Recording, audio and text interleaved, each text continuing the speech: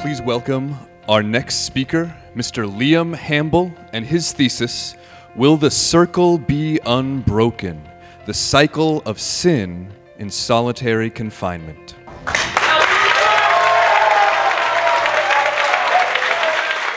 The U.S. leads the world in incarceration.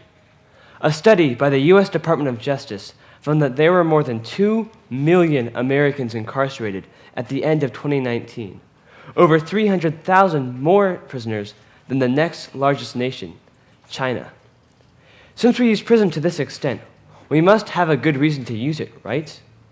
A 2018 poll found that approximately 85% of Americans believe that prison's purpose was to rehabilitate prisoners.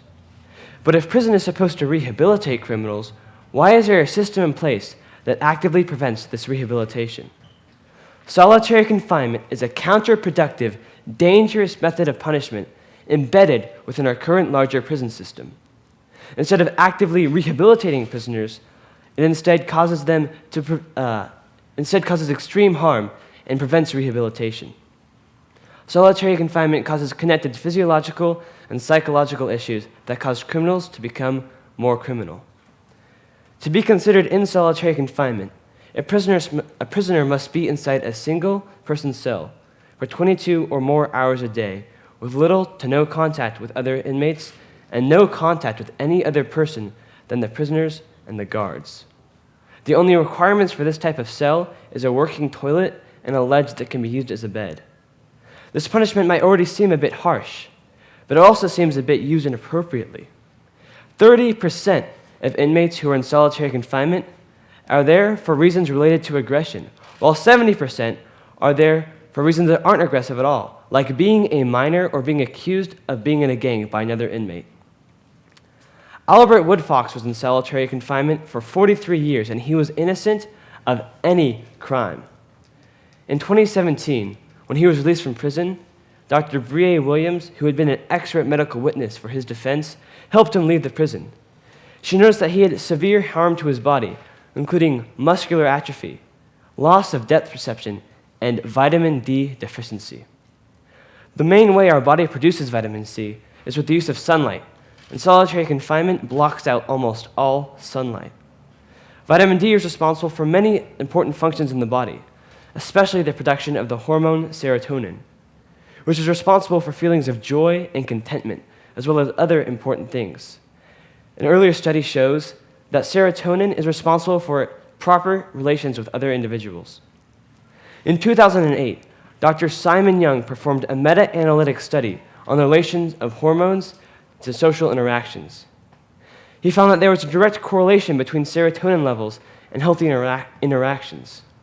Individuals with high serotonin levels had high-functioning interactions with other human beings, while individuals with low serotonin levels had negative interactions with other individuals. Prisoners cannot have healthy relationships with other humans because it is not in their body to do so. They are prevented by solitary confinement from interacting in positive ways with other people. A government study in Connecticut found that 92% of inmates who experienced solitary confinement were rearrested within 3 years of their release from prison, while only 60% of inmates who did not experience solitary confinement were rearrested within 3 years of their release. That is a 50% increase. There is a direct correlation between solitary confinement and increased levels of crime. Prisoners are more likely to commit crimes if they experience solitary confinement. You still may be saying to yourself, solitary confinement helps because it prevents criminals from committing crimes while they are inside solitary confinement. Sure, but what happens when they leave solitary confinement? Studies have shown, evidence shows that prisoners are more likely to commit crimes outside of solitary confinement. Solitary confinement is a temporary solution, but the harm it causes is permanent, and prisoners are unable to be rehabilitated from it. We put prisoners in prison to make them better people, but instead we trap them in a cycle of sin and punishment, destroying their ability to feel joy and relate to other people. Solitary confinement actively prevents rehabilitation, going against the purpose of prisons. It is immoral to trap someone in the cycle of solitary confinement, and we need to rectify this.